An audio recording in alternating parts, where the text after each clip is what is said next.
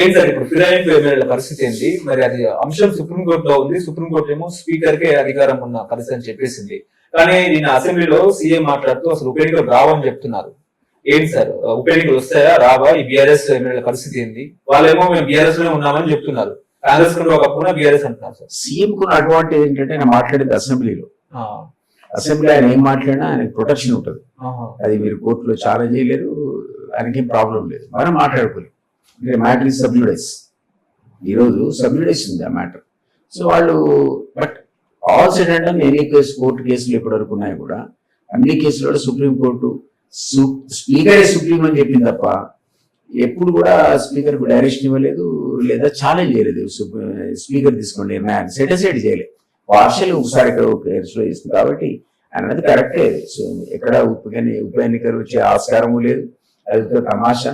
వేరే వాళ్ళు పోకుండా ఇగో బై ఎలక్షన్స్ అని చెప్పి మిగిలిన వాళ్ళు పోకుండా మైగ్రేషన్ ఆపుకోవడానికి వాళ్ళు ఎఫెక్టివ్ వెపన్ వాడుకుంది. బీఆర్ఎస్ సక్సెస్ఫుల్ అయ్యారు. లేదా ఈ పార్టీకి మొత్తం దుకాణం ఖాళీ కాంగ్రెస్ లోకి మైగ్రేట్ అయిపోయాడు. అవి కూడా ఆపగలిగారు. అదర్వైజ్ వాళ్ళు సాధించింది ఏమీ లేదు. స్పీకర్ ఎటువంటి నిర్ణయం తీసుకునే అవకాశం ఉందంటారు? We can't predict. ఆయన నోటీసులు ఇచ్చాడు, రిప్లై తీసుకుంటాడు, సాటిస్ఫై కాదు ఇంకో నోటీస్ ఇస్తాడు. ఆయన ఎట్లా మనం స్పీకర్ ని నియంత్రించాలి? సుప్రీం కోర్టే అనుమానపడుతుంది స్పీకర్ యొక్క పవర్ ని క్వశ్చన్ చేయడానికి. ప్లస్ కాన్స్టిట్యూషన్ లో షెడ్యూల్ 10 లో ఇవన్నీ చేర్చిన తర్వాత యాంటీ డిఫెక్ట్ సంబంధించిన క్లాజెస్ అని చేర్చినాక క్లారిటీ లేదు. ఒకవేళ స్పీకర్ తీసుకునే నిర్ణయాన్ని జ్యుడిషియల్ రివ్యూ చేయొచ్చా లేదా అనేది మాత్రం స్పష్టమైన క్లారిటీ లేదు. అంటే అనర్హత పడ్డ తర్వాత వాళ్ళు జ్యుడిషియల్ రివ్యూ చేశారు తప్ప, దాన్ని ఇంటర్ప్రిట్ చేశారు తప్ప, అసలు నోటీసులు ఇచ్చే స్టేజ్లో ఇప్పుడేం చేస్తావు అప్పుడేం చేస్తావు అని ఇప్పుడు చేయని డైరెక్షన్ ఎప్పుడు ఇచ్చినట్టు అనిపించలేదు. సో ఊరికి కామెంట్ చేశారు సాధ్యం త్వరగా ఏది రీజనబుల్ టైము మీరు త్వరగా తీసుకుంటే బాగుంటుంది అనేటువంటి కామెంటరీ తప్ప నేను ఎవరికి ఏవే డైరెక్షన్. కాబట్టి ఇప్పుడు కూడా సాధ్యపడదు, ఏమీ కాదు దాంతో.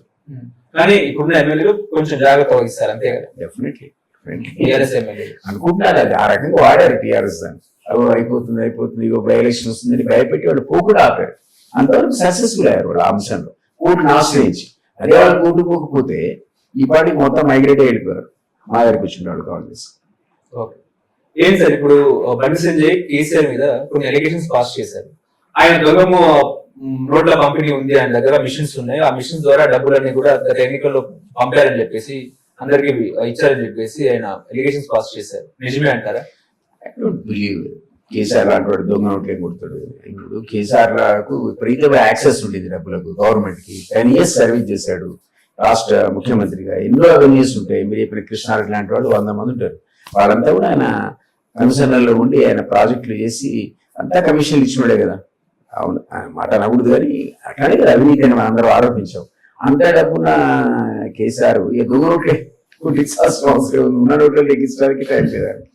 ఉన్న నోట్లు ఎక్కడానికి టైం లేని వాడికి దొంగ నోట్లు ఎందుకండి? ఓకే.